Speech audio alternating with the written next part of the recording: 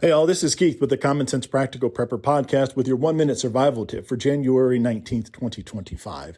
So I'm making some emergency candles, and when the power goes out, we all have flashlights or camp lanterns that are powered by batteries, that sort of thing. And I also have some candles sitting around the house, the frou-frou smelly candles, that sort of thing.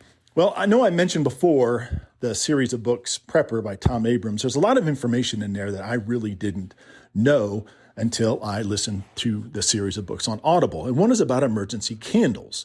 In the book, the character used beeswax candles, and he goes into detail on why they chose beeswax and cotton wicks. So beeswax burns cleaner than your paraffin wax, that's petroleum-based, well, some other waxes. And the cotton wicks, they burn clean as well. There's less soot, and the beeswax candles give off a better light, I guess you could say.